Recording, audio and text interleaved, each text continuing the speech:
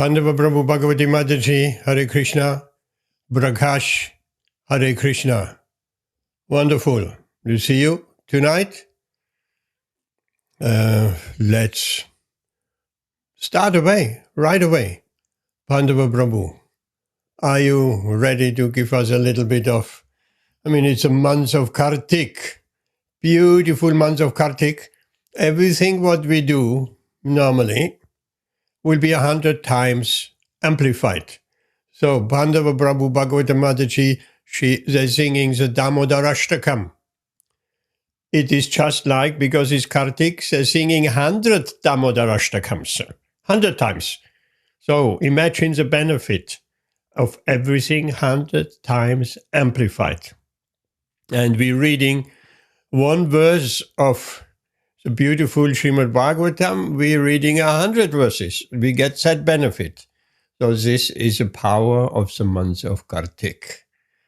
So, Pandava Prabhu, Bhagavati Mataji, want to start a bit of Kirtan, do the Damodarastakam, and by then maybe some others will join too. Oh, one moment. My headphones, I cannot hear you. Of course, I have to plug in my headphones. There's so many things to do. Incredible.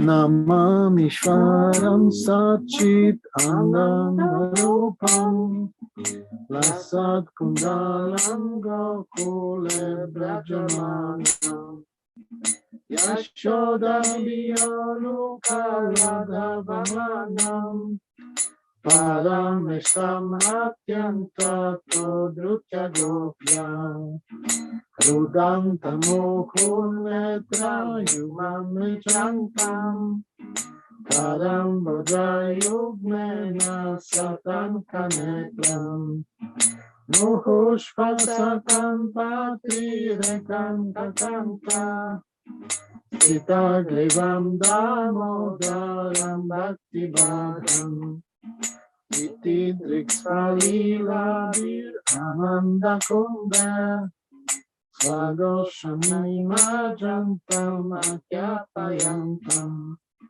Tadiyeshitageshu Bhakta Dikatam Purate Matastam Shata Vriktivande Varam Deva Moksham Na Moksham Vadimva Nacham Yavineham Varashata Viha Idam Teva Punaka Gopalagalam Sadamenasya Virastam Kinanoy Idam Temukam Bojam Akyantamilai Vikram Kundalai Snigvaraktaishra Gopya Mohoshchumbitam Vindaraktadaram Nanasya virastam alam lakshavabhai Namo deva damodarananta vishnu Rasita prabhadukha jalabhimagnam Nibadishti vishyati dinam vatanum Vihana shamamagyam edyakshidrishyai Kuveratma jovadha mutyayvayadvat Vayamochito bhakti bhajau kritaucha Tadha prema bhaktim svakam leprayacha Namokshigrahom esti damodareha Namaste Sudamne Spuraditi Damne Tvadiyodarayatha Vishwasya Damne Namo Radhikaya Tvadiyapriyaya Namo Nanda Lilaya Devaya Tubhyam. Namo Davikaya Tadiya Priyaya. Namo Nanda Lilaya Devaya Tubhyam. Namo Davikaya Tadiya Priyaya. Namo Nanda Lilaya Devaya Tubhyam. Namam Ishvaram Satchidanandalopam Lasat Kundalam Gokule Brajamanyam Yashodam Biyorukaladavamanam Adam Rishtam Hatyanta Todrutya Gopyam Jayo Radha Damodara Radha Damodara Radha Damodara Radhe Jaya Radha Damodara Radha Damodara Radha Damodara Radhe Jaya Radha Damodara Radha Damodara Radha Damodara Radhe.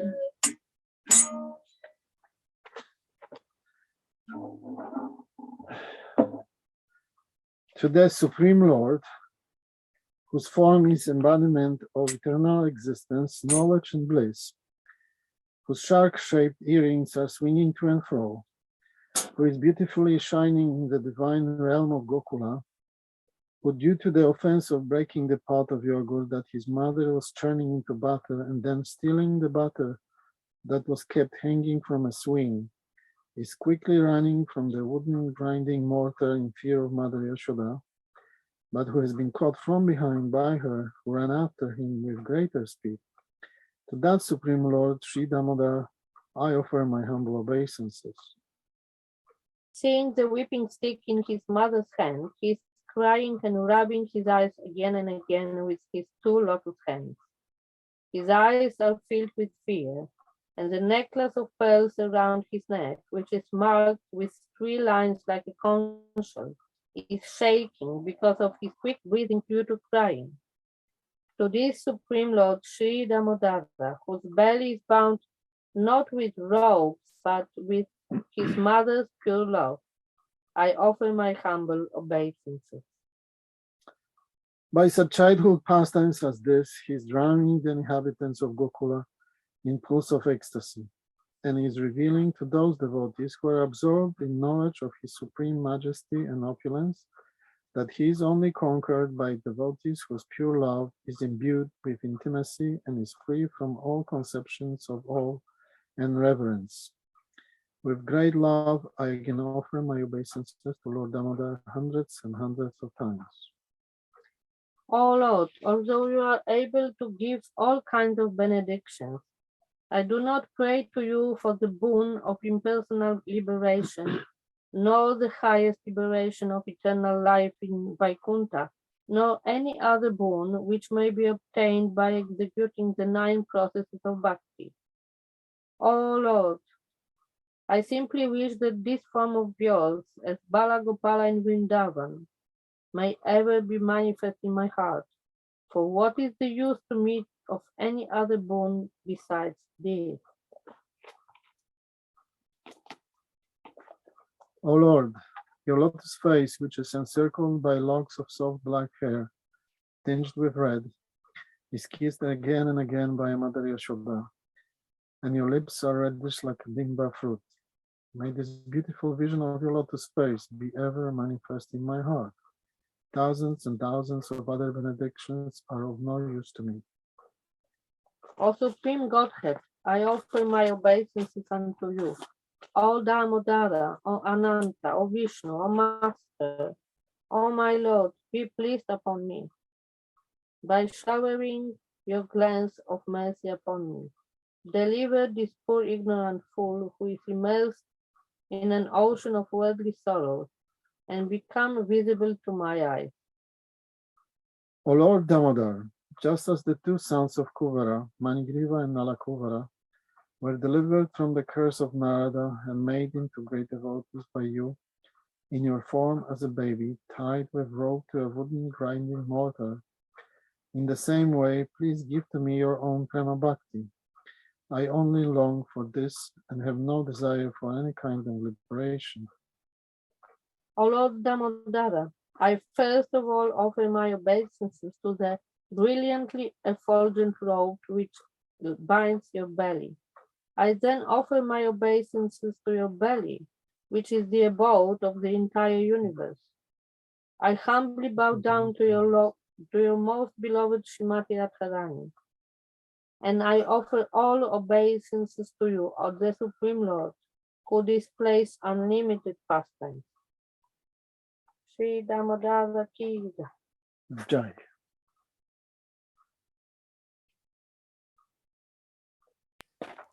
Hare Krishna. Thank you very much.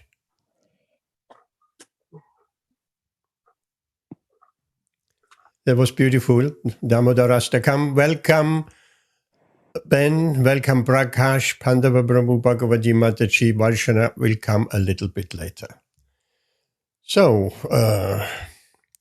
before we go to our beautiful Śrīmad-Bhāgavatam, which I hope, Pandava Prabhu, you can prepare yourself for the first shloka, which is 111.7. And just a few words. Yesterday was a very important day. What was yesterday? Yesterday was Bahulastami. Bahulastami. What's Bahulastami? Bahulastami is the day of the appearance of Radha-Kund. Radha-Kund, the most sacred place in the universe. Radha-Kund, Shyama-Kund, the lakes near at the end of Govardhan Hill.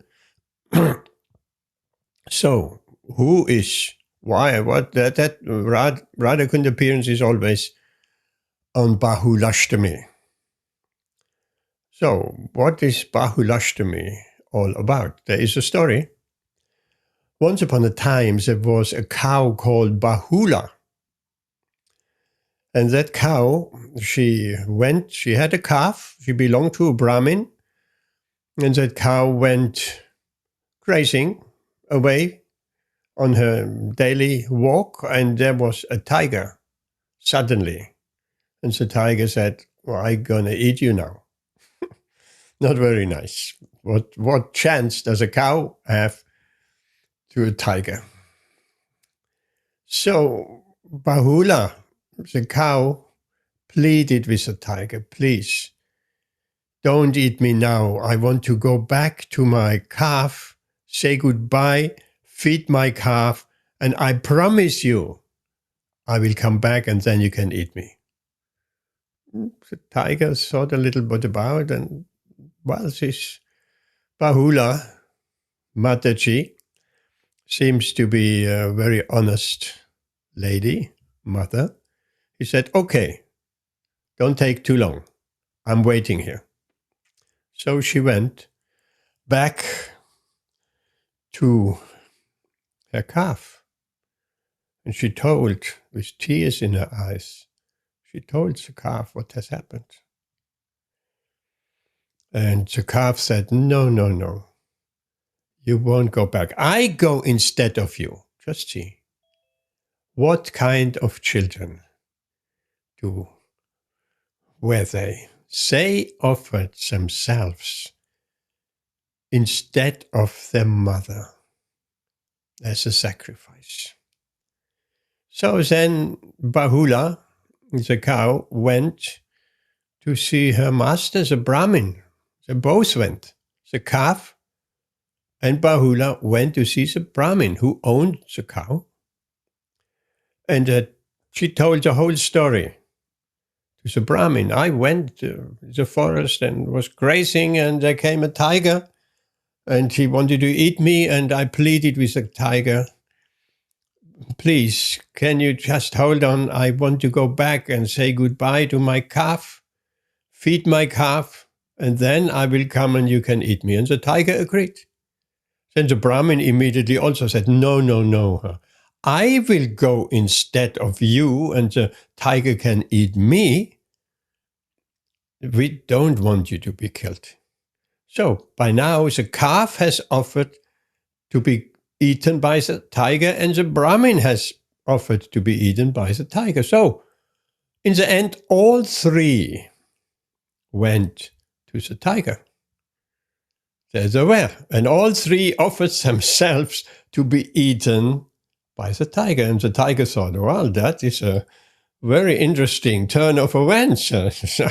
Where will I start? Will I first eat the calf, or first the cow, or first the Brahmin? And while contemplating like that, who came on the scene? Lord Sri Krishna appeared on the scene. He was very pleased with his truthful and honest Bahula cow. And Lord Krishna said to the tiger, he came with his Sudarshan chakra. That's mentioned in the story. He didn't use it, but he came. He's always coming with his weapons. So he said to the tiger, dear sir, if you can not eat either the Brahmin, the calf, or the cow, I can guarantee you will be famous throughout the world. Everlasting fame you will have. The tiger thought about it, that, well, food I will always get, but everlasting fame? Okay, he said, okay. He agreed to the proposal, and he desisted from eating all three, the Brahmin, the calf, and the cow. So later on, Krishna was so much pleased with Bahula, the cow, for her incredible honesty, going back to the tiger and offering herself to be eaten after having fed her calf, that he gave the boon to Bahula, in your next incarnation, I will accept you as my wife. And so it came to be that one of Krishna's wives is Bahula, who was a cow, and in that story with a tiger in her previous birth. So that is the significance of Bahulastami. And incidentally, on that day is the appearance of Radha Kund also, the most sacred place. Devotees, and I have been there, devotees circumambulating at midnight. The appearance of Radha Kund is at midnight. So devotees making, well before midnight, they're making some Harinam all around Radha Kund. Again and again, and it's getting dark, and one doesn't know where one is walking. There is not street lighting like here. Here and there's a bit of light, and so one has to be careful, barefoot, of course, around and around and around Radha Kund.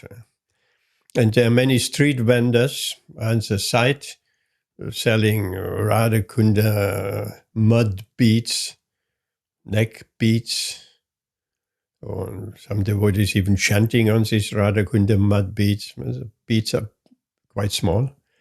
So, and then when it comes to midnight, then everybody is assembled around the lake, and there are steps down to the Kund, and there are thousands and thousands and thousands of devotees. And of course, on this, Srila Prabhupada has forbidden us to take a bath in Radha Kund. Why? There's a story to it, because devotees were not in the early days very respectful. They did a long stroke in Radha Kund and a header into it, and no. This is the most sacred lake, the most sacred place in the universe. And in Nectar of Instructions by Srila Rupa Goswami, it is clearly explained. If someone takes a dip in Radha Kund, love of Godhead and return to the spiritual world is guaranteed. Of course, taking the dip and putting a little bit of water on one's head, the same thing here. Same thing. So, all the other bridge buses, they were ready, putting their gamsha on and going into Radhakund. And so Dinabandhu at the time, he explained, we don't take a bath in Radhakund, but on the orders of the acharyas, as a matter of duty, we will go into Radhakund. And it looked, from the material point of view, pretty scary. There are some steps down there. How deep that lake is, I don't know. There are some chains there, but nothing really. So I thought, what will happen if the whole crowd from behind, they're pushing and I was prepared to leave my body in Radhakund. It was so ecstatic there, and the Kirtan and Radhakund. But I didn't have to leave my body in Radhakund. I didn't get the chance of leaving my body in Radhakund. So everything went very civilized. Nor did I was quite sure if I find my clothes again. I hadn't taken much with me, just a gamsha and a towel and my dhoti and kurta, which I took off, of course. So at midnight, we went in, also devotees in the party with Dinabandhu, 3 dips in the holy sacred waters and out again. And that was on Bahulastami and the appearance day of Radhakund. So we feel very much blessed. Hare Krishna. So now we go for our Śrīmad-Bhāgavatam. Not everybody might have got the link. Have to post it again.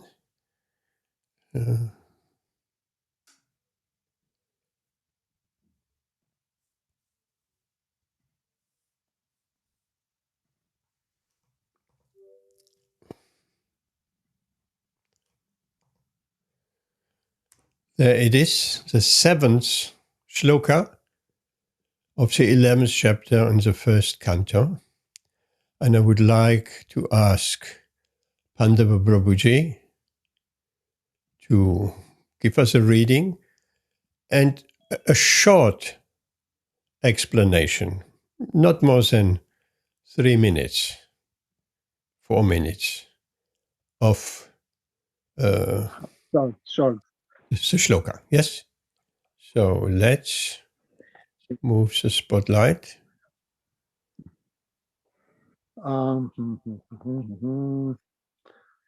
The cell phone is not my best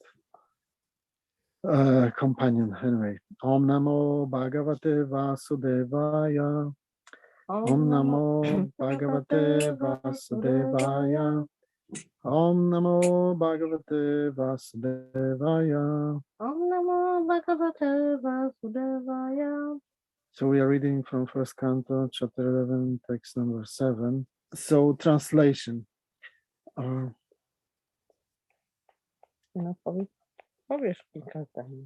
O Creator of the universe, you are our Mother, well-wisher, Lord, Father, spiritual master, and worshipable deity.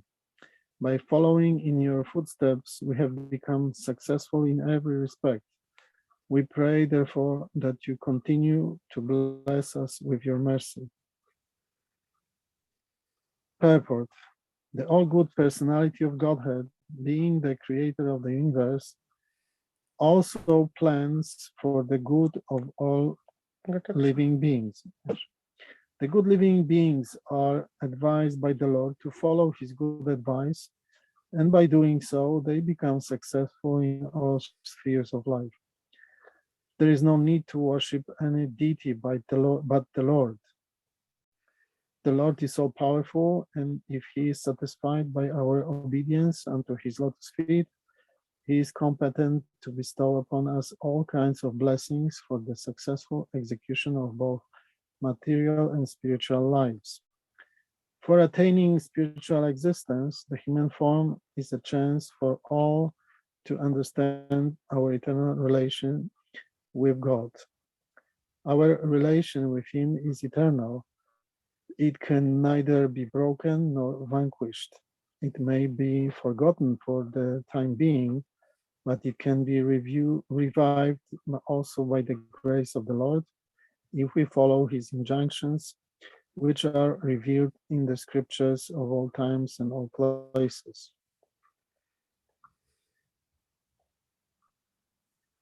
So this is another wonderful prayer glorifying Lord Krishna. So we can see that he is worshipped here as the creator of the universe, Lord Jagannath. He is also addressed as well-wisher, mother, father, spiritual master, and worshipable deity. So for the devotee, the Lord is everything. And Krishna also confirms that in Bhagavad Gita, in 9th chapter, regarding this point, that he, after he explained that certain people worship different gods or demigods, and by following Vedic injunctions, they can go to planet of Indra, but after their good deeds will expire, they will have to come back again to this planet and build their karma again.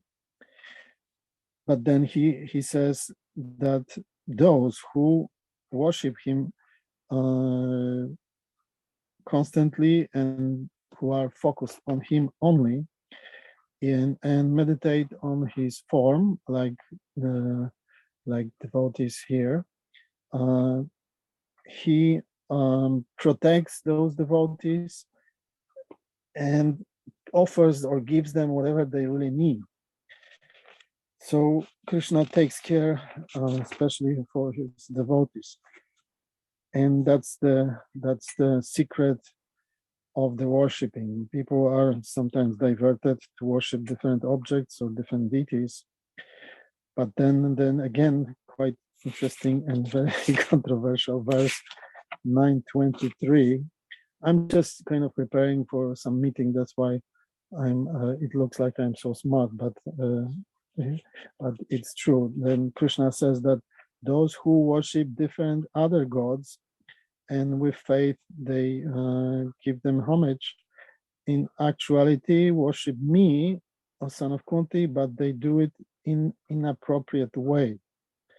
And then he says, yeah, I'm the one who sends everything to the living entities. I'm the one who sends the light and rain and everything. That's why I'm supposed to be worshipped. But then he concludes that I'm the only principle of accepting everything through the offerings. So he is the Yageshvara. And those who don't recognize his real transcendental form, they fall, which means that they do not they do not accept, or they do not achieve neither Vaikuntha or Golaka Vrindavan, but they have to be born again in this material world and build their own karma. That's why understanding, I'm winding up. So understanding how worshiping Krishna alone is very important, especially now during this month of Kartik, in his beautiful and unique form of Gopal. Damodar is just above any imagination. But people don't really know about Lord Damodar sometimes. I will just add a little comment, because of course at my workplace there are so many Indian people, and I've tried to talk to many of them, but only 2 or 3 had some ideas about Lord Damodar. They don't really know how to, or that Lord Damodar is supposed to be worshipped during the Kartik. They were so excited about what the Diwali or some other festival that was happening last week, but Damodar, they don't really know. So what to speak about Westerners who have no idea, or for them accepting Krishna as the Supreme Personality of Godhead is also very difficult. So we should be really fortunate and blessed and happy to be attracted to Krishna and worship him in this way as other devotees from Dwarka, Mathura, or even Vrindavan. Hare Krishna. Thank you very much, Pandava Prabhuji. Hare Krishna. I have a question for you. But before I ask my question, I want to find out if anybody else has a question. Please raise your hand if you have a question, or just speak now. Anyone has a question to that shloka and to what so nicely Pandava Prabhu just explained? Questions?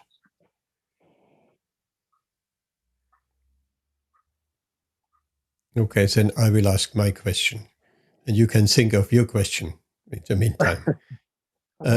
You mentioned that Krishna will provide. You mentioned that one should meditate on his transcendental form. And you mentioned that one should always have exclusive devotion. What's a Bhagavad Gita verse? What is Krishna saying in Bhagavad Gita? Of course, Krishna says in a few places. No, particularly that place with exclusive devotion, meditating on my transcendental form. To them I carry what they lack and I preserve what they have. What shloka is that? I should know this verse and I should memorize, but I'm. It's a beautiful verse. I have opened Bhagavad Gita, so if you don't mind, I will just read. Yes. Ananyas chintayanto mam ye jana paryupasate tesham nityabhiyuktanam yogakshemam vahamyaham. That's the verse. Isn't that a beautiful verse? Yeah. People sometimes coming with the argument, well, if I engage in bhakti, in Krishna consciousness, how am I going to maintain my family? Oh, Krishna says here very clearly, I preserve what you lack. I maintain what you have. People are afraid sometimes to worship Krishna because he's known also as Hari, the one who can take. But of course, what is needed? What is needed? And the verse said, those who worship me with exclusive devotion. We have devotion to so many things. Well, so many, hundreds of things we are devoted to. From all kind of things. And Krishna, maybe he is in the top 20. If we are lucky, Krishna is in the top 10. But that is not what Krishna is asking here. He said exclusive devotion, number 1, and nothing else afterwards. So that is also known as Ananya Bhakti. Because of us, Ananya, exclusive devotion. So if one has this Ananya Bhakti, then one does not have to worry. Krishna will provide what we lack and maintain what we have. It's easy.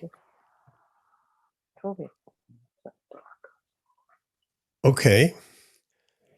In the verse, another question. In the verse itself, you are our mother, well-wisher, Lord, Father. spiritual master and worshipable deity. What's the Bhagavad Gita verse of the Lord being the father of all living entities? Also a famous verse. Aham bija pradapita.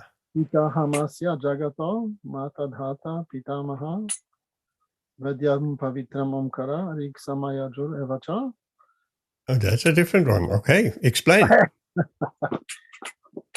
So the one I just quoted is 917. It happened that I learned this one as the first because that father of the universe was just as a Christian background, that was kind of bugging me so much. So when I read this part, what's the translation? I am the father of the universe. I am the mother, the shelter, and the provider, and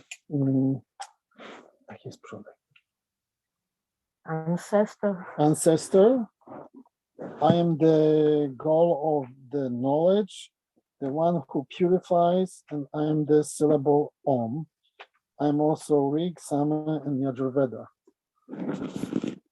Yes, nice. 917. Yes, that was I'm thinking about. Is Sarva Yonishu Kaunteya Murtaya Sambhavantiya Tasmat Brahma Mahadyonir Aham Bija Pradapita. I'm the seed-giving father. What's the number? Beautiful verse. What's the number? I don't know. Yeah, of course. Prabhupada quoted very, very often. Aham Bija Pradapita. Aham Bija.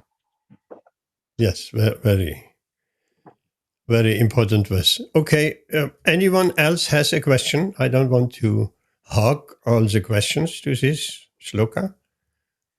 What about Ben, Rashmi, Varshana?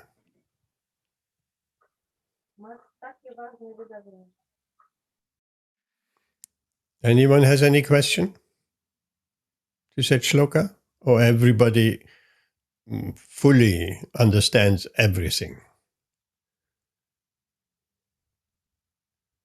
We should always have some questions. Prabhupada used to say, asking questions, relevant question, of course, is a sign of intelligence. So I'm sure everybody is very intelligent, so we'll have to ask questions. It gives Pandava Prabhu or myself or anybody else an opportunity to expand a little bit further. Well, there is one thing more.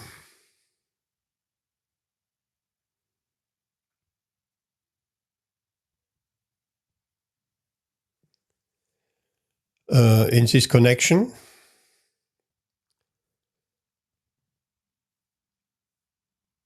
in the purport, Srila Prabhupada says, the good living beings are advised by the Lord to follow his good advice. And by doing so, they become successful in all spheres of life. Now, I made a note here. In this connection, Chaitanya Mahaprabhu related a story from Srila Madhvacharya's commentary on the 5th canto of Śrīmad-Bhāgavatam. This story involves the instruction of an astrologer, Sarvagya, to a poor man who came to him to have his future told.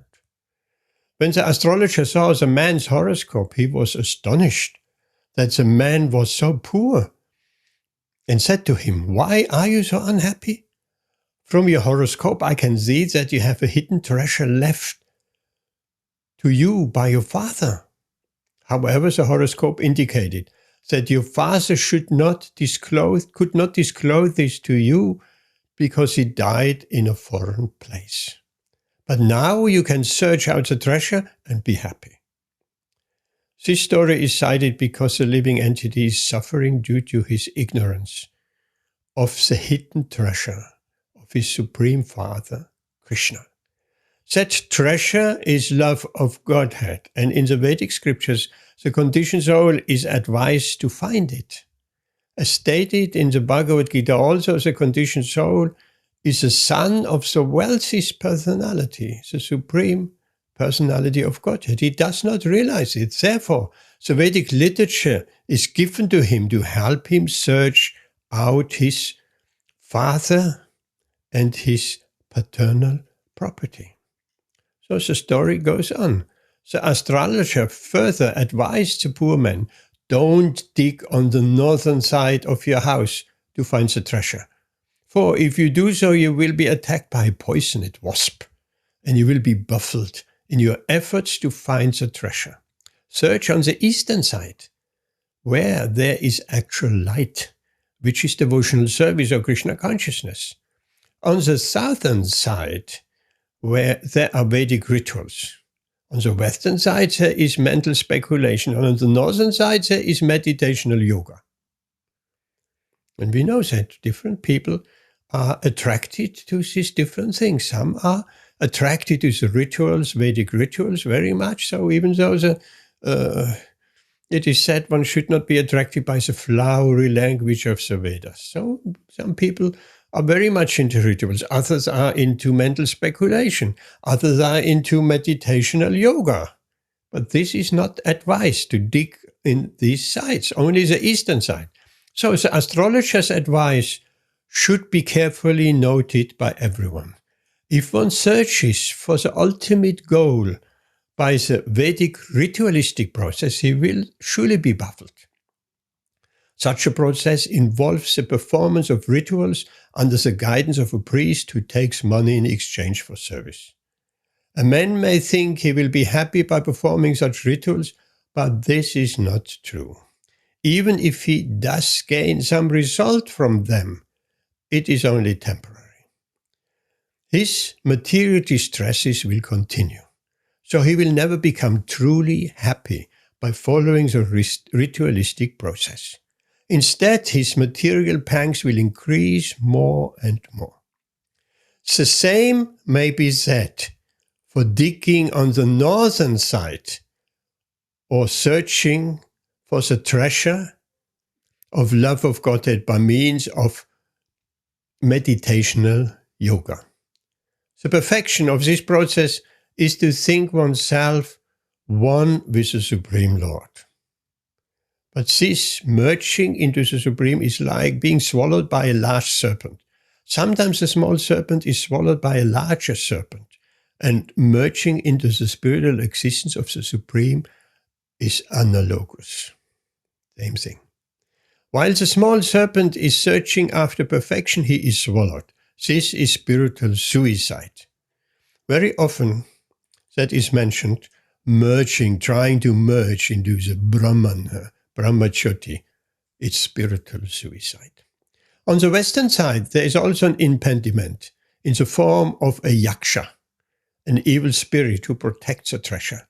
The yaksha is yagya, the yaksha is jnana yoga, the speculative process of self-realization. The idea is that a hidden treasure can never be found by one who asks a favor of a yaksha to attain it.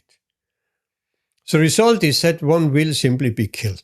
So while the yogis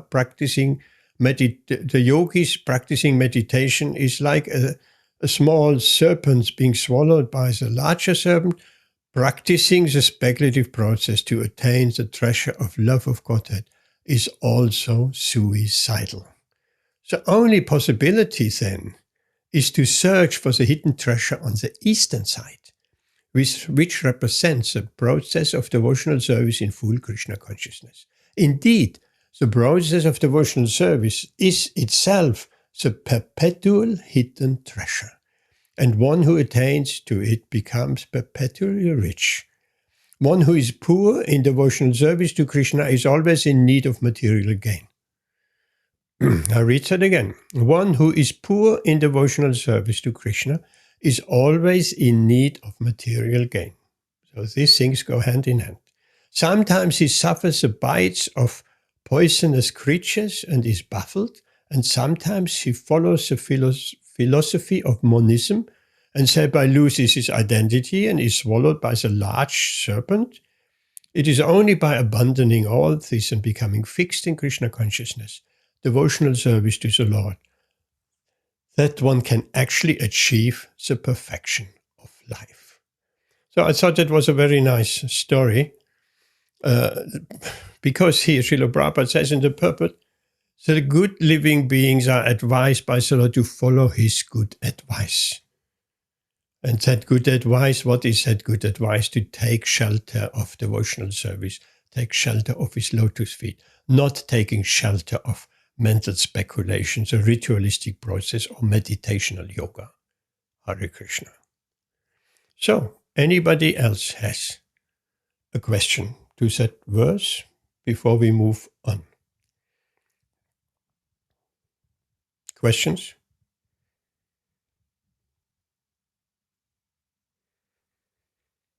If not, I would like to ask Rashmi Mataji to take on text number 8.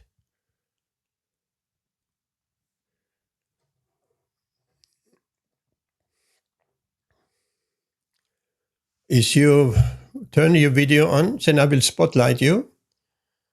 If you are in landscape, Rashmi Mataji, are you happy to take on text 8? Yes, Prabhuji. And your video as well? Yes, Prabhuji. Then I will just spotlight you. No, you are not in landscape mode. Can you turn your mobile around? You have the black bars right and left. I've not done it today, Prabhuji. I'll try and do it next time. Okay, next time. So, okay, we'll turn that spotlight off, and because it doesn't look nice in the recorded video. So go ahead with our shloka number 8. The microphone is all yours. Prabhuji, we are in chapter 12, text 8. No, chapter 11, text 8. Sorry. Yes.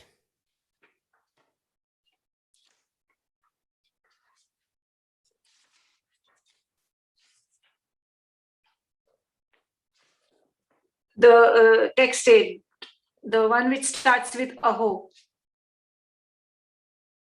That one, no? If that is text 8, it starts like that, yes? Yeah.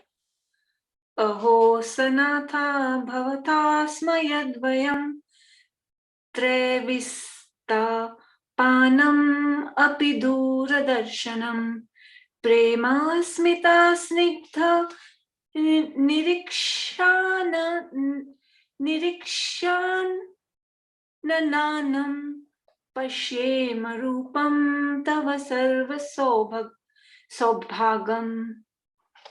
Translation. Oh, it is our good luck that we have come again today under your protection by your presence.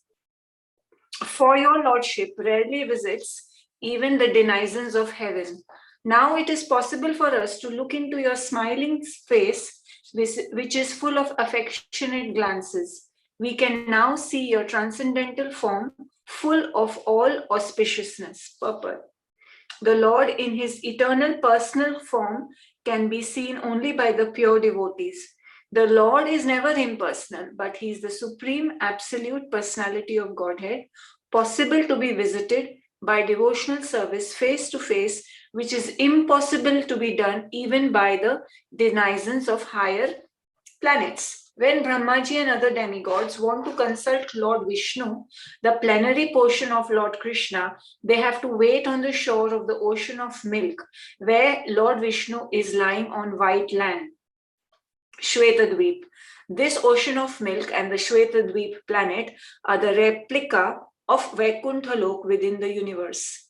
Neither Brahmaji nor the demigods like Indra can enter into this island of Śrīmad-Bhāgavatam, but they can stand on the shore of the ocean of milk and transmit their message to Lord Vishnu, known as Kshirodakshai Vishnu. Therefore, the Lord is rarely seen by them, but the inhabitants of Dwarka, because of their being pure devotees, without any tinge of material contamination or fruitive activities and empiric philosophical speculation, can see him face to face by the grace of the Lord. This is the original state of the living entities and can be attained by reviving our natural and constitutional state of life, which is discovered by devotional service only. Thank you, Hare Krishna. Can you say a few words about it?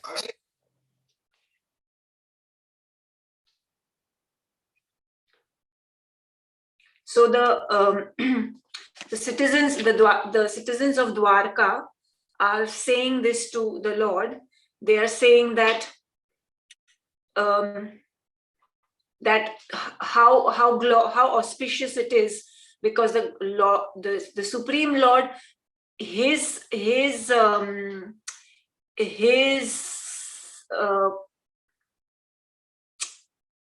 what's the word? Forgetting the word. Not companionship.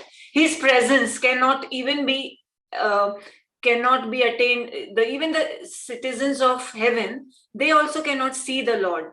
But the citizens of Dwarka, they are so fortunate that they are able to see the Lord face to face with his smiling face, which is so affectionate. So the citizens of Dwarka are saying, glorifying the Lord, and at the same time glorifying themselves. They are saying, you've got a smiling face, such affectionate glances, and your form is auspicious.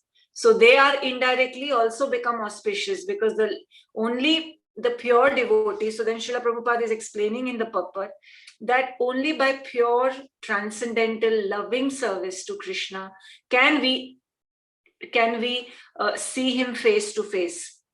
We can try on there are various other yoga systems. There is you can do the yoga of fruitive activities, which is you can not yoga of fruitive activities. You can do karma kand, which is karma. You can try with your karma yoga. You can try the philosophical speculations of the gyanis, of the yogis, of the karmis, but all of this will not allow us to see him face to face. We can try all of that, but Srila Prabhupada is saying the only way to see him face to face is by pure devotional service. He is even going to the extent, Srila Prabhupada is explaining to us that even Brahma and the demigods like Indra, even they, when they need an audience with Vishnu, they even cannot see directly Vishnu. They have to stand on the shore of the ocean of milk, on the Shira ocean. They have to stand there. They cannot directly just go and stand in front of him and talk to him and see him face to face. So the only way is by becoming a pure devotee. That is like the Dwarkas, like the Dwarkavasis. Hare Krishna. Thank you very much. Beautiful. Yes. They're standing on the shore of the Milk Ocean. What are they chanting? What they transmit their message to Lord Vishnu? What? We spoke about that before.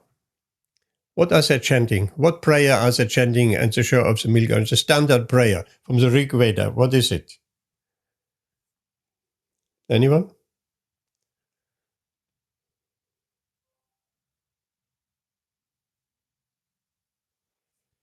It's a Purusha Sukta.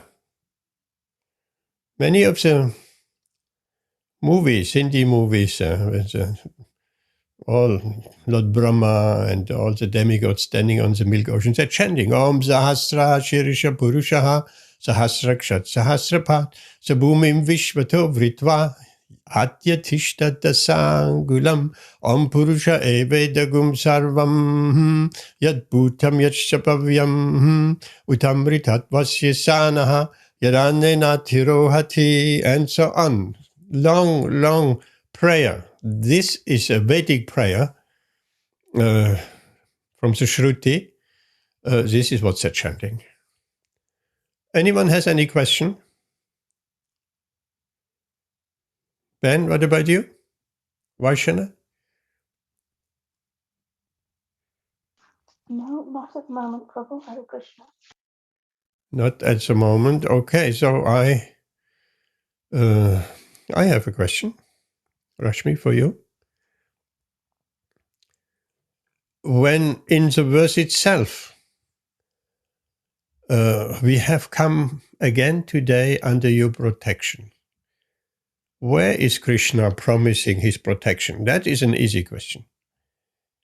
Rashmi, what verse of Bhagavad Gita is it that Krishna promises his protection to his devotees? Anyone? I can make a guess, Prabhuji. Is it the verse which Krishna says to Arjun that proclaim to the world, my devotee is never be vanquished? In the That is nice. ninth chapter, towards the end. Yes. What's Sanskrit? I don't know. Okay, is there any other verse? The Sanskrit of my devotee will never be vanquished. And you know that. What is Krishna saying? Declare it boldly to the world. My devotee will never be vanquished. Very, very important verse. Ben, you know that verse. No. Kaunteya. Declare it boldly to the world. My devotee will never perish. Will never be perished. That is what you're talking about, Rashmi. Kaunteya pratichanihi name bhakta pranashyati. You want to remember that. Kaunteya pratichanihi name bhakta pranashyati. So that is one. What is the other verse where Krishna is saying he's protecting his devotees? Anyone? Ben Vaishana? Where is Krishna promising? I promise you this because you're my very dear friend.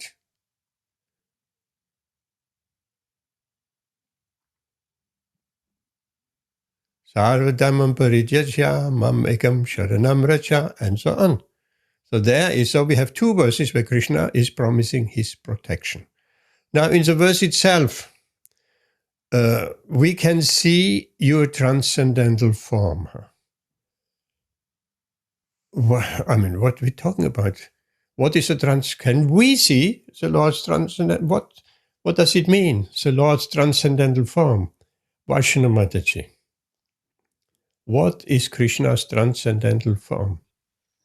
Is it the form where he shows himself to Arjuna at the end? Well, to Arjuna, Yes. speaking the Bhagavad Gita. The full Yes. form with all his glory. Are you talking about the universal form? Universal form, yes. Yes. I know you like the universal form. You are very much impressed about the universal form. So is Amit. He's not here tonight. So, yes, that is a form of the Lord. Absolutely. What other form? Transcendental form. Well, he's often displayed his four-armed form as well, hasn't he? The Narayan form, yes. Any other form? Transcendental form of the Lord? What about us today? We cannot see the universal form, nor the four-armed Narayan form, nor the two-armed form of Krishna holding the flute. So what transcendental form is there for us? That's a good question. Ben, what do you say? I can think of two. Prabhuji, today I was listening to a class, and in that class, the speaker was saying that, when we are absorbed in katha, when we are listening to any leelas of the Lord, that time we are actually seeing through our ears, because we are actually we actually might go off to that other, whatever leela we are listening to, Damodar leela, we are actually seeing the Lord being bound, being chased by Mother Yashoda, etc. So he said that you can actually see through your ears when you are listening in a katha and you're completely paying rapt attention, completely absorbed in the katha. Yes, Hare Krishna. That's very nice.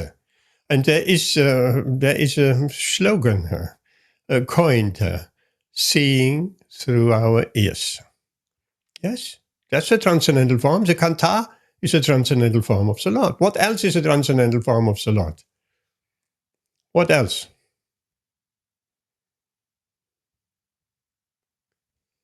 Of course, the Śrīmad-Bhāgavatam is a transcendental form of the Lord. So we cannot see the two, four-armed or universal form of the Lord, but the Śrīmad-Bhāgavatam, we should accept the Śrīmad-Bhāgavatam as a transcendental form of the Lord. If we really understand that, we will be flocking to hear the Śrīmad-Bhāgavatam. Nobody will ever miss any session because, I mean, we're getting the darshan of the transcendental form of the Lord in the association of devotees.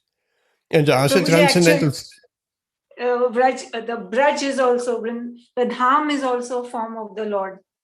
Yes, we may not be able to go there. Yeah, that is why everybody in Kartik, everybody is flocking to Vrindavan because of that very reason. Kartik Maas ki jai.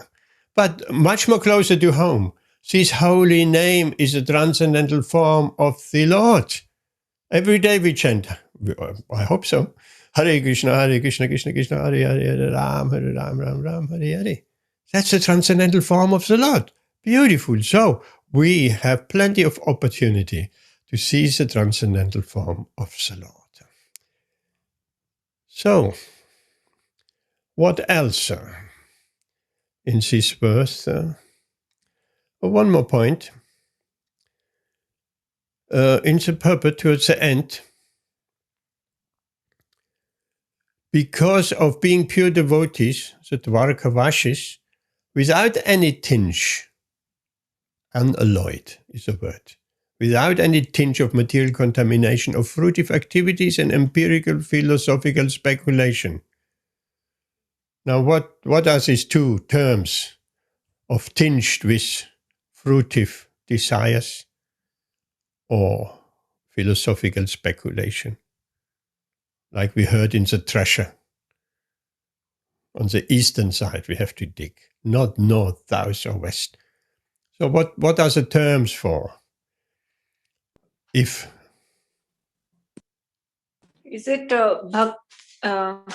Gyan Mishra Bhakti and I don't know yes. the other one. Well, what is fruitive? What is fruitive karma activity? Karma Mishra Bhakti and Jnana Mishra Bhakti. These are the two tinged. So we want to get rid of Jnana Mishra Bhakti and Karma Mishra Bhakti.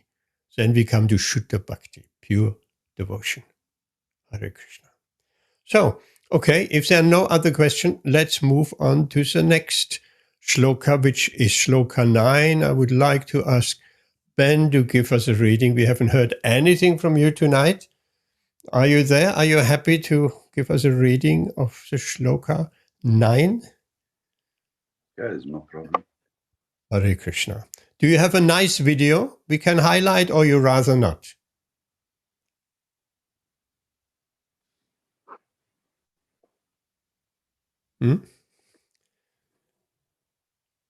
Okay.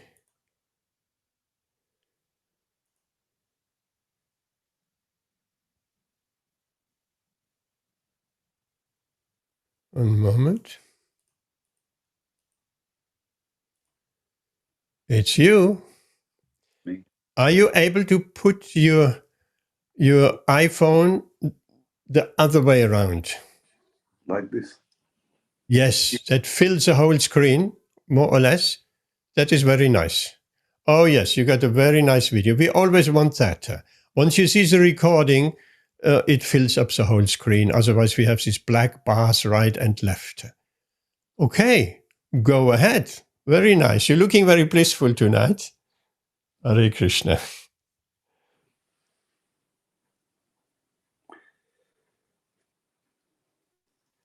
Vyarhi ambuj puja kasa pasa sara Baho Bhuvan Karun Madun Vata Surit Didrikshaya Tatra Tatrabda Koti Pratima Kisano Bhavat Ravin Vinaksnor Ivanas Tavakyuta.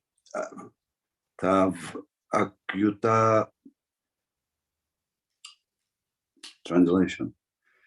O lowest-eyed Lord, wherever you go away to Mathura, Vrindavan or Hastinapur to meet your friends and relatives, every moment of your absence seems like 1,000,000 years.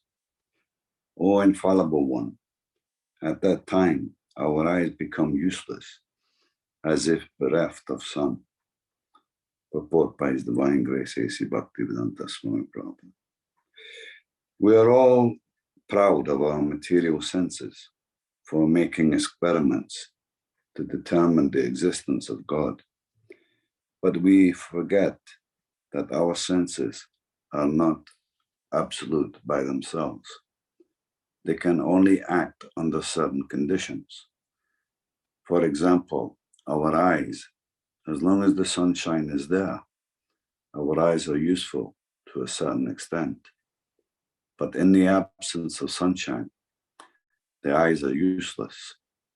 Lord Sri Krishna, being the primeval Lord, the supreme truth, is compared to the sun. Without him, all our knowledge is either false or partial. The opposite of the sun is darkness. And similarly, the opposite of Krishna is Maya or illusion. The devotees of the Lord can see everything in true perspective due to the light disseminated by Lord Krishna. By the grace of the Lord, the pure devotee can be in the darkness of ignorance.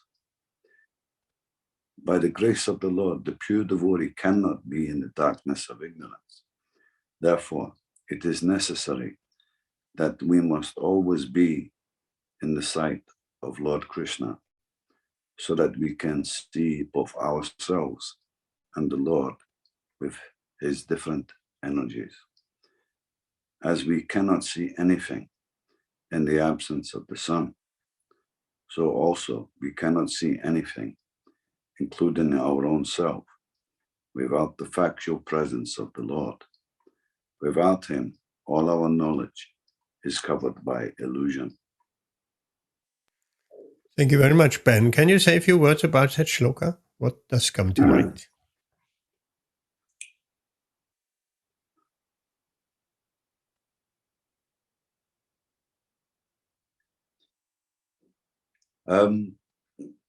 Well,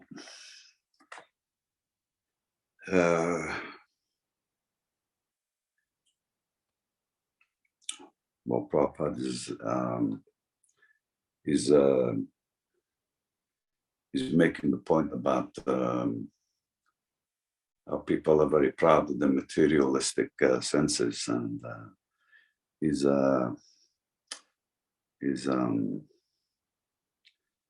he makes the point just to show just how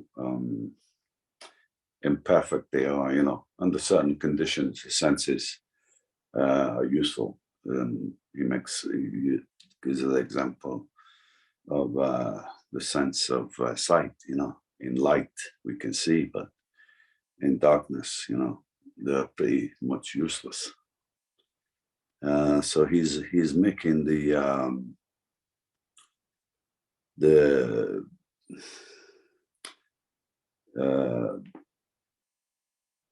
connection between light and darkness, and when we're connected with Krishna and Krishna consciousness, we're in light. But if people who have no knowledge of Krishna consciousness, they don't have any real connection with Krishna, so they're in a state of darkness as well. Basically, and saying that, I mean, without Krishna, without the Krishna consciousness, without knowledge of Krishna consciousness, we're actually in a state of being covered and in illusion, basically. So, thank you very much, Ben. Now there is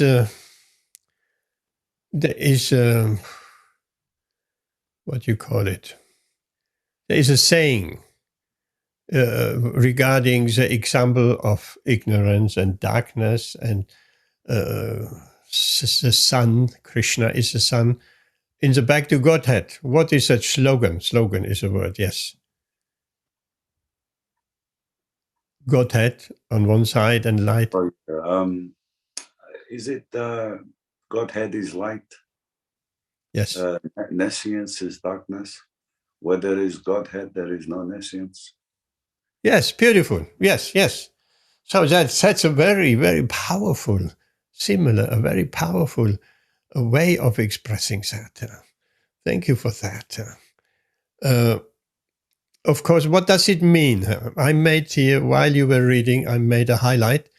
The devotees of the Lord can see everything in true perspective due to the light disseminated by the Lord. What is that perspective for the devotees? That's my last question for you, Ben. Devotees can see everything in perspective. What is that perspective we gain by? I mean, that perspective is a spiritual perspective. Can you describe it? What? Just in a few points. Is it in a true perspective without any illusion? So, yeah, but what is a perspective? What is a truth? What can we see? If we become enlightened, what can we perceive? Is it someone who is like Tattva Gya? Tattva Darshini? Tattva Gyan? Yes. Tattva Gya. The seer of the truth. There's a verse in Bhagavad Gita where that said, I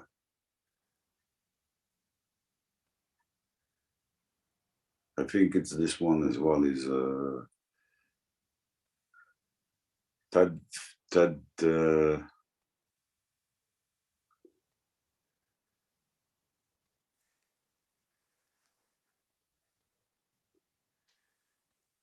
the seers of the truth have concluded. And there's another verse that says that for they have seen the truth. It's like the verse about the spiritual master. Oh yeah, that is Tatviti Pranipatena Bari Prashnena Sevaya.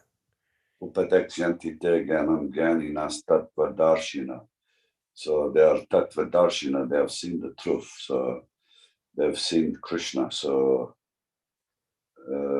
their perspective is free from illusion, and they're Krishna conscious, fully Krishna conscious. I don't know if I'm making any sense about this perspective. Yes. Of course you're making sense. But what I really wanted to point at... I think I might just be able to say something else again about this. Because they come from from the Shastra. So, you know how the devotee, they use three things, you know, they have Guru, Sadhu, Shastra. So it's like 3 ways to check that what they say is in line with the disciplic succession. So they have so their perspective is coming from Guru, Sadhu, and Shastra. So they have the instruction from the Guru, and the instruction from the Sadhu, and the instruction from the Shastra. So that's their perspective. Okay, yes, nice. But to the point, what is a perspective? I would like to say, we see who we are. We see who Krishna is, and we see our relationship with him. Because nobody who has not this perspective, it's ignorance. We know who we are. Krishna Nitya Das, eternal servant of Krishna. We see who Krishna is, Param Brahma, Param Dharma, the Supreme Lord, and we see what our relationship is with him. Eternal servant of Krishna. Okay, Hare Krishna. Let's move on, except anybody has another question. By the way, I wanted to, since a few sessions I wanted to mention that. You might be very interesting to know that. Samir was with us so very enthusiastically, not missing any session and looking forward, wanting more sessions, not less, more. And we just passed the chapter of Bhishma passing away. And then after that chapter, Samir passed away. Now, some couple of weeks back, Ram,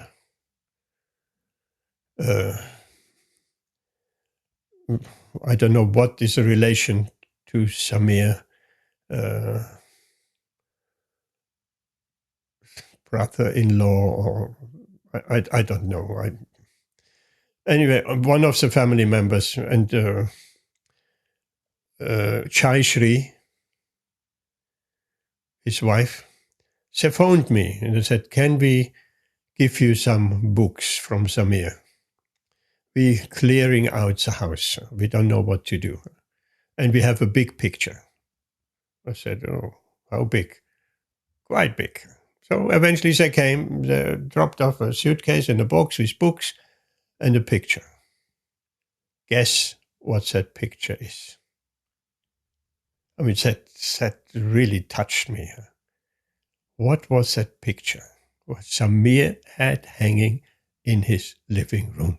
And that gives us a little bit of an idea why he so boldly said to the doctors, I'm ready to go. Why are you wasting your medicine on me? And he was ready to go. What was that picture? That was almost like a Kshatriya spirit. What was that picture? It was Pitamaha, Bhishma lying on the ground, on the bed of arrows, and no, it wasn't that, sorry. It was a picture, Krishna is running towards Bhishma with a wheel. Big, huge frame picture. He's running towards Bhishma with a wheel in hand, and Arjuna is pleading him, don't do, you promised you're not taking part in the fight. So that picture was, we read about that, Samir finished his pastimes on that chapter, and there is a picture which is exactly depicting that chapter. I thought that was quite significant of understanding a little bit of Samir's inner mind and feeling. Hare Krishna.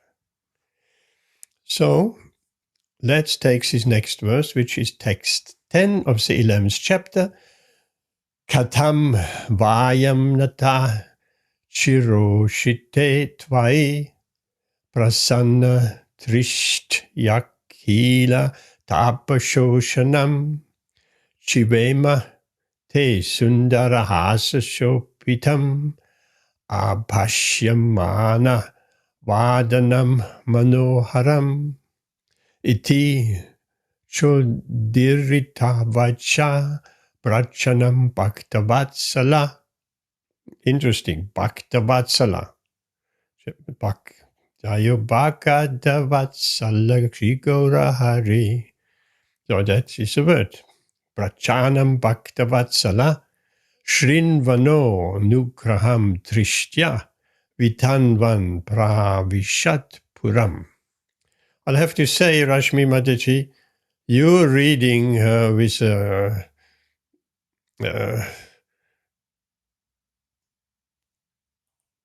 melody.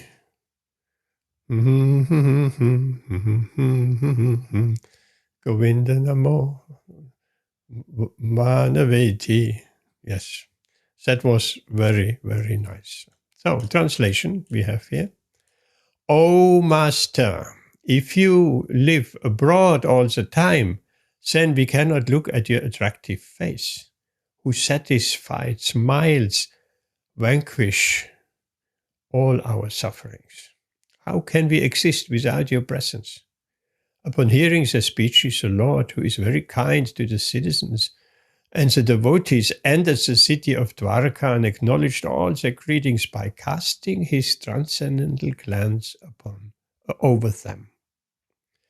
Purport by His Divine Grace A.C. Bhaktivedanta Swami Srila Prabhupada Ki Jai. Lord Krishna's attraction is so powerful that once being attracted by him, one cannot tolerate separation from him.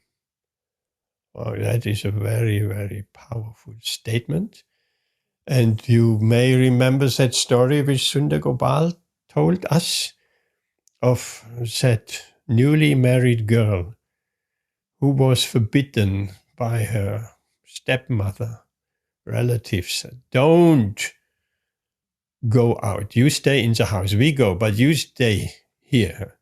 Because if you're bitten by the black snake, Krishna, Shyam, then nothing can be done. So, Krishna's attraction is so powerful that once being attracted by him, one cannot tolerate separation from him. Why is this so? Because we are all eternally related with him, as the sun rays are eternally related with the sun disk. The sun rays are molecular parts of the solar radiation. Thus the sun rays and the sun cannot be separated. The separation by the cloud is temporary and artificial. And as soon as the cloud is cleared, the sun rays again display their natural effulgence in the presence of the sun. Similarly, the living entities who are molecular parts of the whole spirit are separated from the Lord by the artificial covering of Maya, the illusory energy. This illusory energy, or the curtain of Maya, has to be removed, and when it is so done, the living entity can see the Lord face to face, and all his miseries are at once removed. Every one of us wants to remove the miseries of life, but we do not know how to do it. The solution is given here, and it rests on us to assimilate it or not. What a beautiful purport and what a beautiful verse. So yes, it is truly up to us. And the attraction of the Lord is so, so, so powerful. I don't know if anybody has ever experienced a powerful attraction in connection with Krishna consciousness. It is natural because it is actually our real deep down nature to be part of the Lord and to be conscious part, like the molecular parts of the solar radiation. We are part of Krishna. That is our nature. And if we one day we come to the full realization who we really are, then that happiness is boundless. Boundless. We become so ecstatic, so happy that that's all what we're looking for, life after life after life. Then we are really satisfied. Or like in the Nectar of Devotion, There is a verse which explains that unless our service, our devotional service to the Lord is uninterrupted and without motivation, once we come to that point that our devotional service to Krishna is not motivated by some return. Oh Krishna, I worship you, but I have some desires which I kindly ask you to fulfill them. That is business. That is not unmotivated. And it needs to be not only unmotivated, it needs to be uninterrupted. And that verse is telling us to completely satisfy the self. The self means what? The self, we are the self. Our soul, we are completely satisfied by offering service to Krishna, which is unmotivated and uninterrupted. Not start and stop, constant, uninterrupted. And the same with Pandava Prabhu, that's that verse, Ananyas Chintayantu Mam. Those who worship me with exclusive devotion. So Krishna wants exclusive. We come to the point of exclusive devotion, meditating on Krishna. Then all our desires will be fulfilled. Everything. So this is all, many verses in Bhagavad Gita, and that's what Krishna consciousness is all about. So how to question on anybody, how to get this attraction to Krishna, to the holy name? How to come to that point? How to give up our material hankerings and replace them with our spiritual hankerings? Who wants to say anything?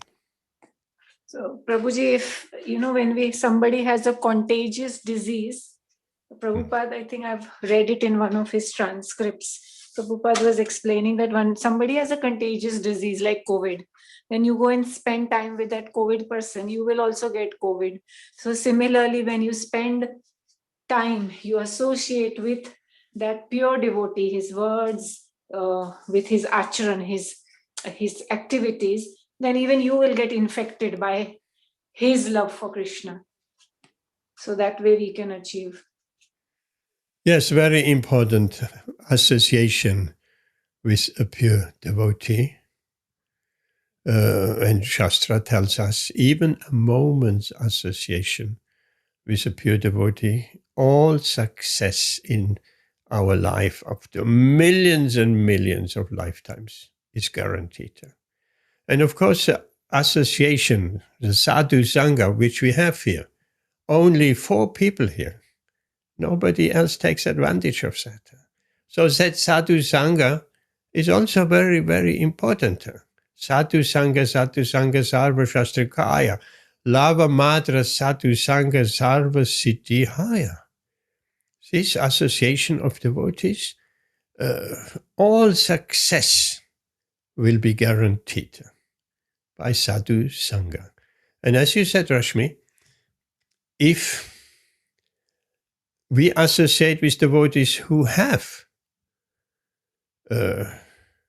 attraction to Krishna, then that drops off. It's like a contagious disease. And we're not only associating with devotees here, everybody has some sort of attraction here. Look at all the... Rashmi, you have attraction to studying Shastra.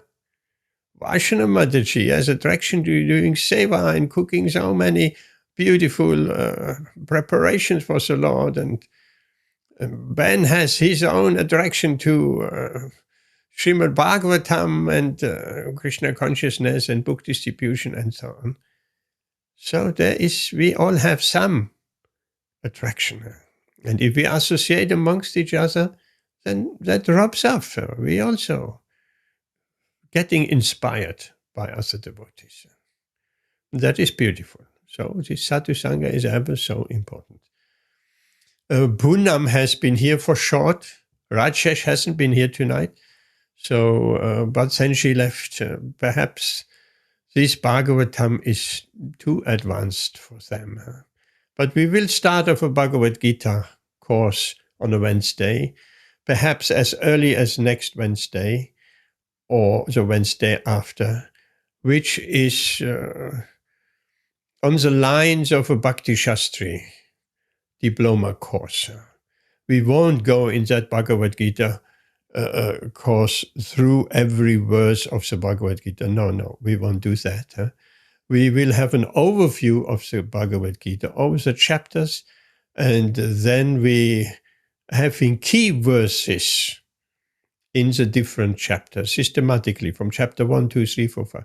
We're just looking at key verses, important verses, and from there we're following the thread of Bhagavad Gita up to the 18th chapter. So it's an overview of Bhagavad Gita, it's an introduction of Bhagavad Gita. It's a different way than we have ever studied Bhagavad Gita verse by verse by verse, as we're doing with the Bhagavatam.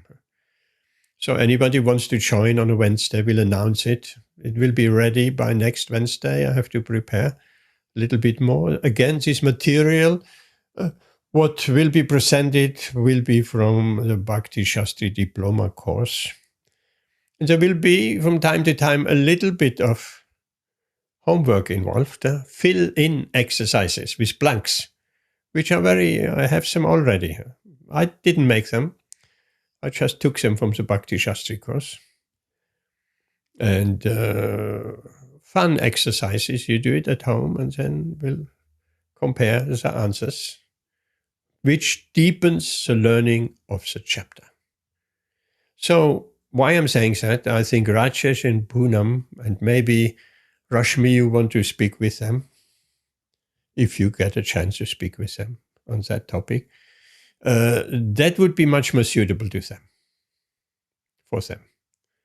So this Bhagavatam, we have already gone on a journey together for a long time, and then new people with no knowledge, which not knowing deep about Krishna consciousness, that would be much more beneficial to them.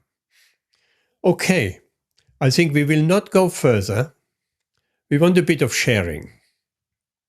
The question to start off that sharing would be, what have you been reading since last Saturday? Hare Krishna. Let's start with Ben. You're on the top of the list. What have you been reading since last Saturday? Share a little bit, some insight with us. That would be nice.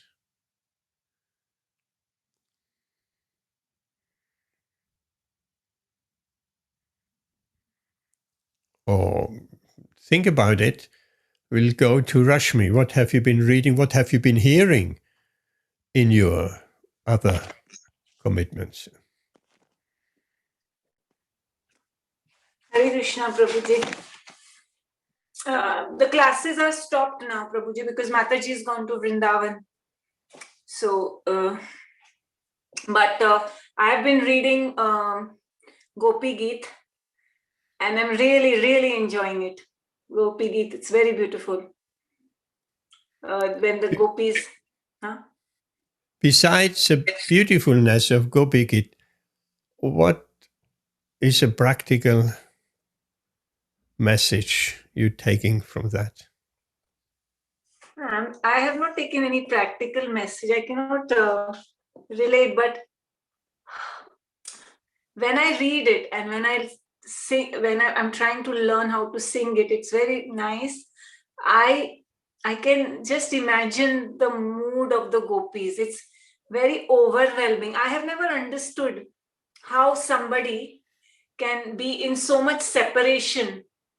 And by reading this Gopi Geet again and again and again, I am trying to understand the mood of the gopis, how overwhelmed they were when Krishna left them. And the reason Krishna left them was after the Rasa dance, when the gopis felt that Krishna was dancing with me, every gopi felt that Krishna was dancing with me alone. So it's very natural It's so natural. If I was invited by the Queen to a party and I met the Queen, it is natural that you start feeling a bit overwhelmed and proud about it. So that's what happened with the gopis. They felt so that I would not call it pride, but I guess Krishna calls it pride. They felt so overwhelmed that Krishna is dancing with them. They are the chosen one by Krishna. And Krishna didn't want that, because Krishna wanted them to fully enjoy the rasa dance. And he said that this tinge, even slight tinge of pride, will come in the way. So he left them. He didn't leave them, he just hid. He went into the kunjas and he hid over there. And then that's when the Gopi Geet is sung. So the practical message, I think, is about that Krishna, even when it is a question of the gopis who have the topmost level of, they're the topmost devotees, yet even Krishna would not tolerate even that pride. He wanted them to enjoy him fully, and that could not be possible if the pride was present. So he left them. He left them to make them realize this. That's what I have understood.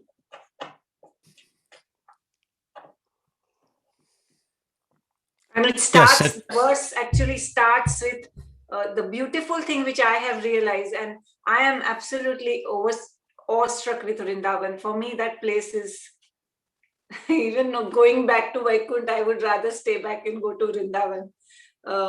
So, even the first verse of the Gopi Geet, the gopis are glorifying Vrindavan.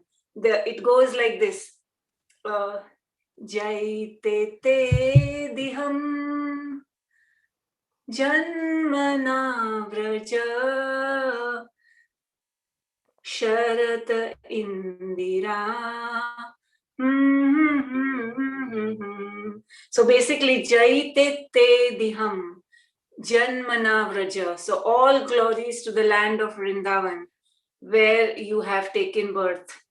So that's the first line of the Gopi Geet, where they are glorifying Vrindavan.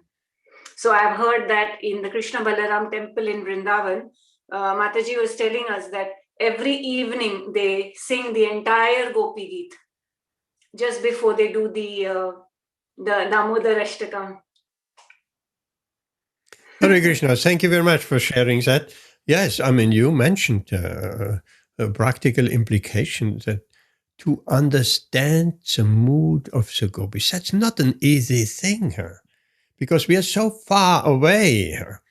But we want to understand, not only understand what is the mood of the gopis, we want to feel what is the emotion of the gopis towards Krishna. That is a perfection. If we can feel even a fraction, I mean, it's not that easy. Even Uddhava couldn't understand, so Krishna sent him to Vrindavan to learn how to feel what the gopis are feeling in relation to Krishna. So many lessons can be learned from that reading. Thank you very much for sharing that. Varshana Mataji, what have you been reading? And share something with us. Hare Krishna, everyone. No, I haven't actually had a chance to read much because I finished the 5th canto of the Śrīmad-Bhāgavatam, so I'm waiting to get Waiting for me to bring you the other next books. Yes, I know. Yes. So I have been listening to Madhava Prabhu's Kirtans, and sometimes at night, if I've not been able to sleep, it's been a great pleasure because yesterday I was listening to a live program of my Guru Maharaj, Jayapataka Swami. So it's been nice. Tell us, what have you learned from that? Oh, I mean, he's praying to all the devotees to follow all the rules and regulations and to be chanting the 16 rounds daily because his health is still not so good. But listening to him every time, although I can't seem to keep anything in my head, it goes through one ear and comes out the other end. But while I'm listening, it's so amazing, his voice is so his voice and words are so powerful, it keeps you enchanted, and basically it's great. And the rest of the time I'm listening to Kirtans of Madhava Prabhu, and with Damodarastakam prayers, I do them regularly, and basically I'm focusing on my chanting a lot this month. Hare It's the month Krishna, of isn't Damodar. that beautiful? It's Very, just a very break beautiful. from the cooking as well, because I think Food for Life has stopped at the moment completely, Yes, even at we the know. temple. Yeah, so that's the other news we've had. I think everybody's had to stop due to this government legislation. So just taking a break. Okay, Hare Krishna, thank you for sharing that with us, but I don't believe you. It's going in one ear and coming the other ear out. What you hear from your Guru Maharaj, I don't believe that, because you just mentioned a thing. He appealed to the devotees to follow the 4 regulative principles and to chant the 16 rounds. That is very, very, very, very important. And sometimes we may feel that is impossible. No, it is not. It is actually very easily done. Once we train our mind and then we just follow these 4. It's just 4. It's not 28 or 36 or 64 principles. It's just 4 principles. We are asked to follow and to chant 16 rounds. 16 rounds, 1 hour, 1.5 hours, and 16 rounds are done. So you remembered that. That is very nice. And you said you listened to Madhava Prabhu. Madhava Prabhu has imbued the mood of Vrindavan very nicely. When we listen to his kirtans, we are just in Vrindavan. He has learned that from Aindra Prabhu, Aindra Baba, some will say. So he was trained with Aindra. He was the kirtan player. There is a nice article somewhere on the web where he explained his training with Aindra. And so others have been there also trained with Aindra, but he took it to heart. And he, right when he starts his kirtans, is a meditation. It's a deep meditation. It's not a tune. It's not, I mean, there are devotees, you get the impression they're just showing off their bhajan skills and singing all fancy tunes and doing fancy beats on the midangam and showing off. Far away from that. Madhava is very serene, very meditative. The tune is just going on, the same tune for an hour. But everybody's responding to the purity of his heart.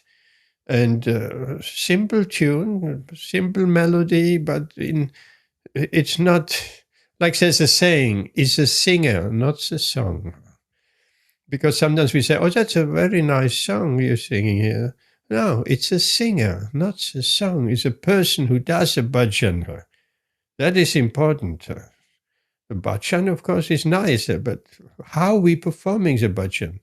So Madhava Prabhu, that's a very deep meditation, a very nice meditation. So if you listen to Madhava Prabhu and you listen to Chaitanya Swami and you follow the principles and chanting 16 rounds, I'm sure you're chanting much more than 16, then that is a very nice thing to do in Kartik month. We should take some extra austerities in Kartik. So Ben, what about you? What have you been reading?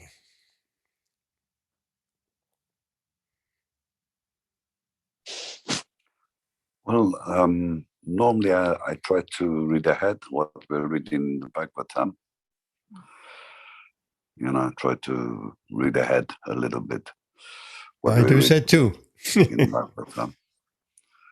But I haven't been a good boy in terms of reading very much lately, I don't think. So I have to admit that I've not been so much prolific in my reading. It's not a question of prolific or not. It's a question of what we're taking from it. Yes, true. Isn't it? If we just take one point and we take that point and putting it into practice. I mean, I like to more listen to my Prabhupada lectures. I find that easier I find it easier listening, through my device. Yep. I like that as well, It's good hearing, from Prabhupada. Is very, very concise, very precise. He's, he's not on the mental platform when he speaks. Hare Krishna. He just, he just cuts through anything that's relevant, and he just gets straight to the point. It's very clear, Okay. Thank you very much, sir. I like that. That I can only recommend. Listen to Prabhupada's lectures. These are beyond, these are absolutely, absolutely beautiful. Just the other day, I listened to one lecture where he explains all about the rascal mind, our mind. It is so beneficial. I listened to it again and again and again. In fact, it is on loop. I mean, it's absolutely beautiful. So I found it, the transcription along with the audio, and I just posted into the chat. And I think you will like that too. And I could only recommend her. Listen to that class. It's called here, entitled Controlling the Uncontrollable, the Mind. Everybody is trying to have peace of mind. But to control the mind is, even Arjuna says, it's more difficult than to control the wind. So this lecture is absolutely beautiful. Of course, I find myself, another lecture is also, but this is more outstanding than many, many other lectures because it's so to the point. The link is there, so it's up to you. Listen to it or read it. Ben, I'm sure you will listen to this lecture.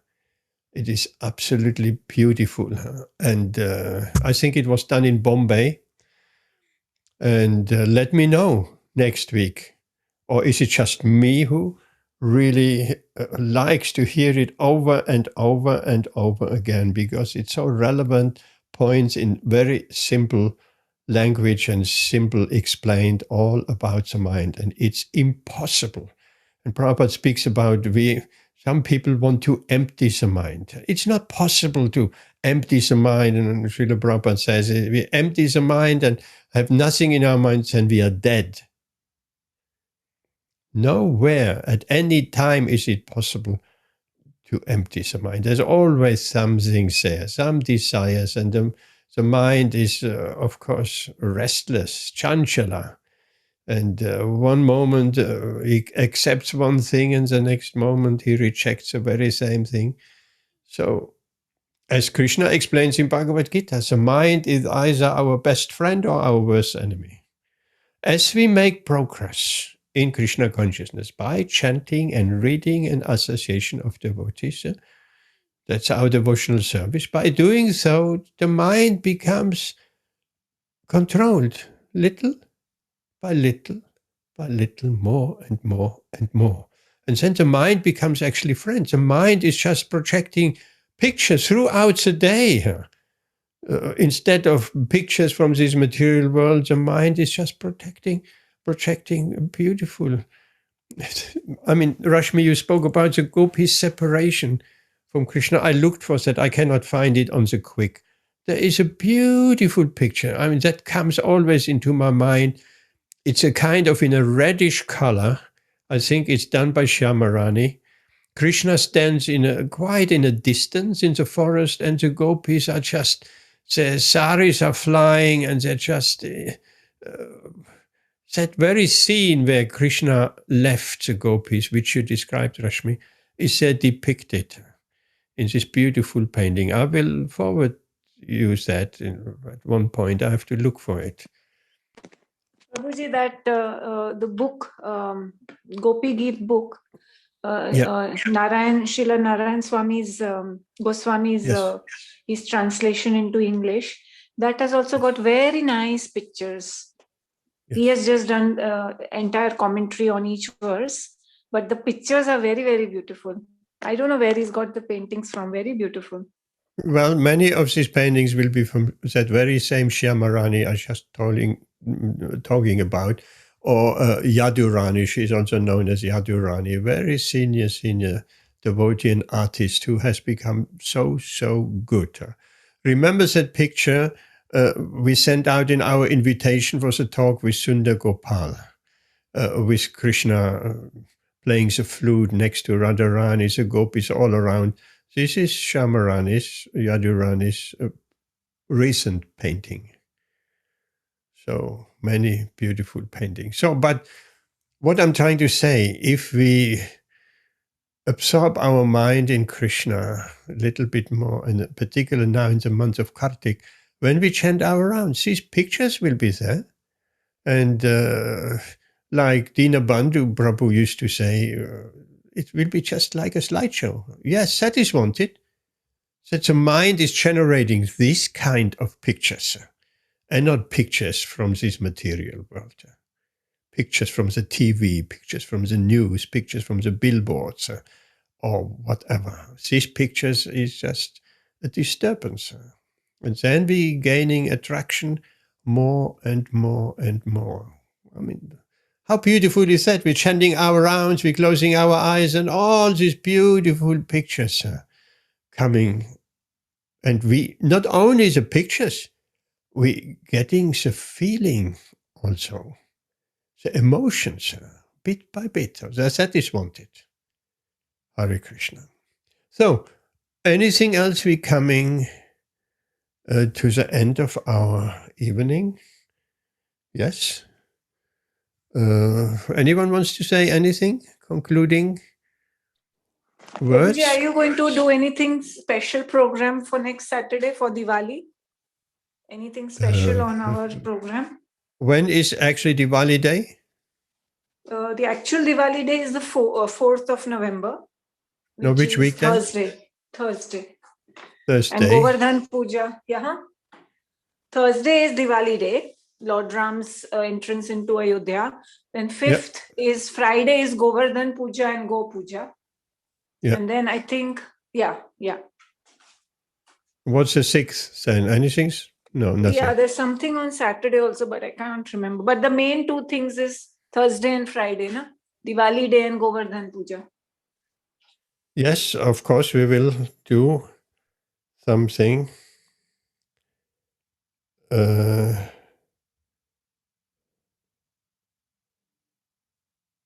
Go Puja on Friday, yes. Deepavali on Thursday. Yes, of course, we will do something. We'll think of something. If you have anything you want to prepare, anything yourself, anyone, yes, let me know. And we'll fit that in. So we have not just a particular contribution from me, but from others as well that is wanted.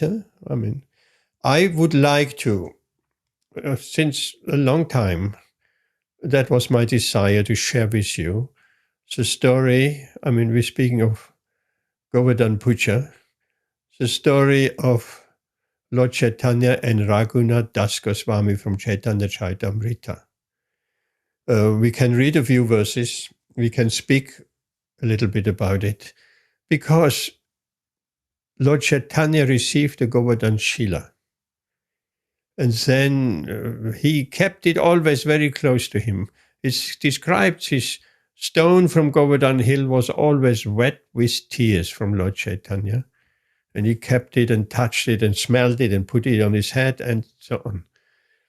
And then one day, to encourage Raghunath Das Goswami, he presented him that stone from Govardhan Hill, the Govardhan Shila, with the Gunshamala garland. And when we talk about that, I will explain you, and there is some side stories with the Gunshamala as well. And he instructed him to worship that Govardhan Shila with Ganges water and some Tulsi mancharis. And he described very clear, with Tulsi manchari, there must be 2 leaves, one on each side, and then the manchari. We never pick the Tulsi manchari without the 2 leaves. It's always the 2 leaves and the manchari. So that was the instruction. Later on, he was supplied with sweetmeats, with sandesh also. So he offered sandesh as well, and so on. Beautiful description in Chaitanya Charitamrita. So we'll talk a little bit about that.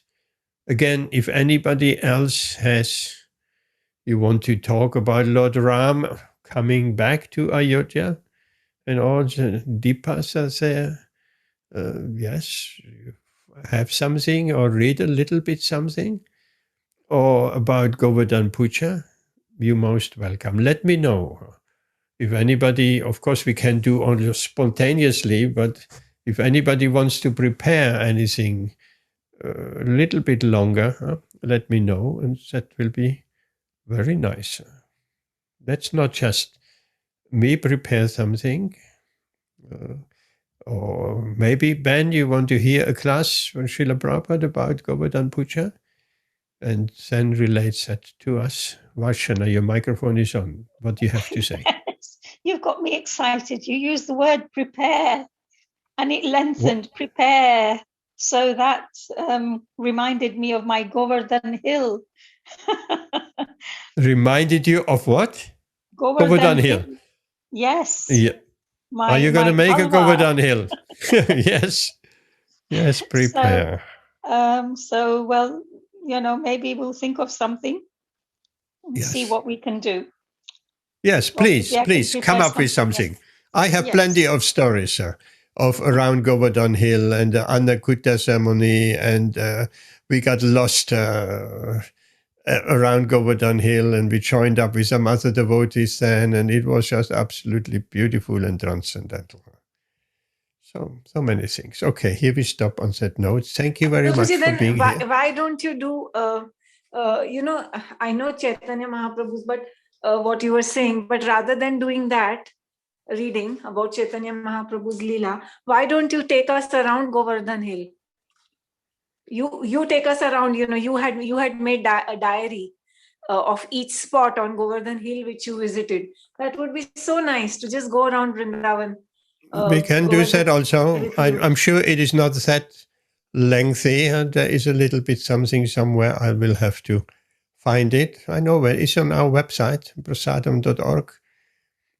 Kartik Diaries. Yes, we can do that also. So, plenty of material. What will you do, Rashmi?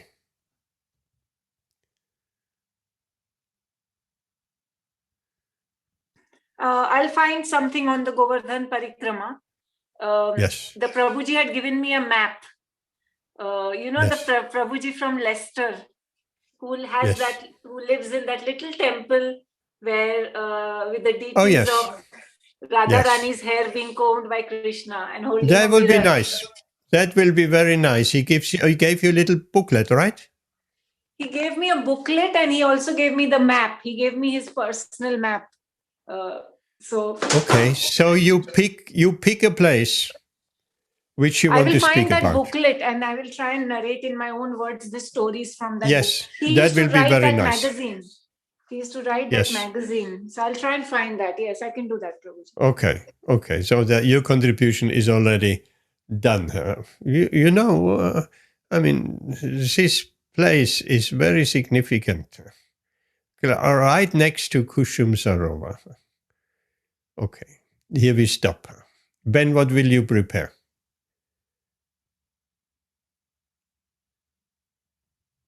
Anything comes to mind?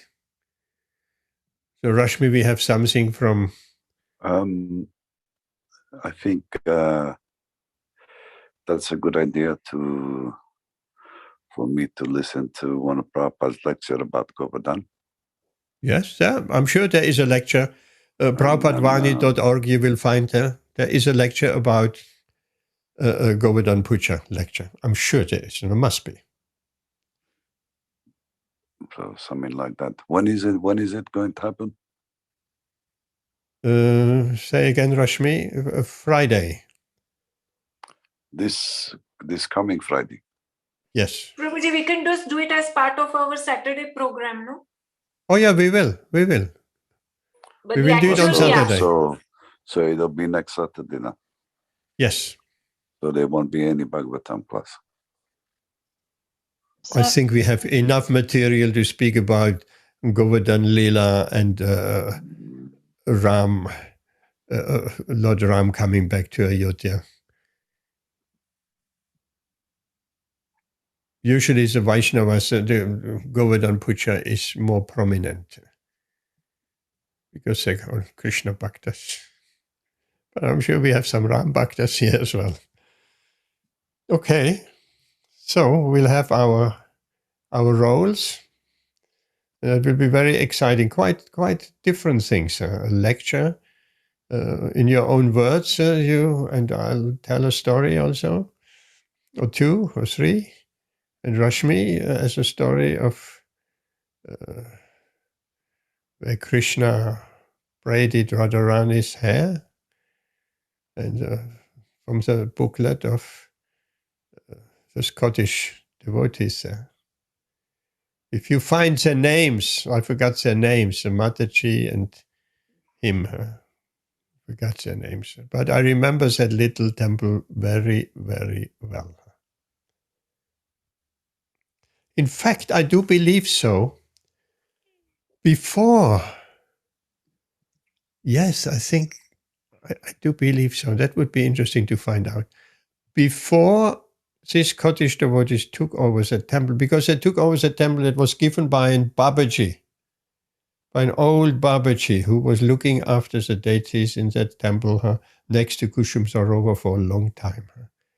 So when I received Giriraj from Bhakti Bringer Goswami, it was this Babaji, who is not anymore. It was this Babaji who blessed me to take Giriraj out of Vrindavan, because one cannot just take a stone from Govardhan Hill and, oh, here we go, I worship that, and go home. No, one has to get the blessing of Brijbasi.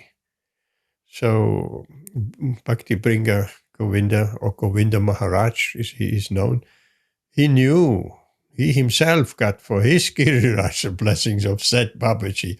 So he took me to that Babaji and he said, please, this boy wants to worship Giriraj, can you give your blessing, sir?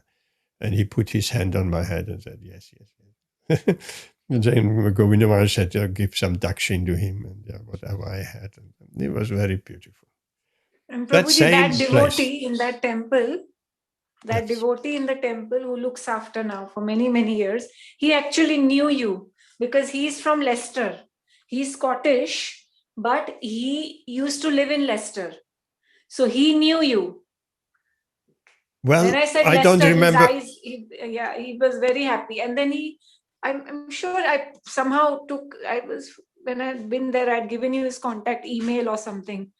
But what happened? I don't know. Probably, yes. I don't know him from Leicester, but I know him from Scotland. I know him, yes, of course I do. Not just from Vrindavan, I know him from before Vrindavan. Anyway, okay, we have to stop. We're running late. Thank you very much. Vanchakalpatarupasya kripasindubhya evacha patitanam bhavanebhyo vaishnavebhyo namo namaha anandakoti vaishnava vrinda ki jai Śrīmad-Bhāgavatam ki jai Gaura Premanandi Haribo. Thank you very much. Hare See you next Krishna. Saturday. Hare Krishna. Hare Krishna.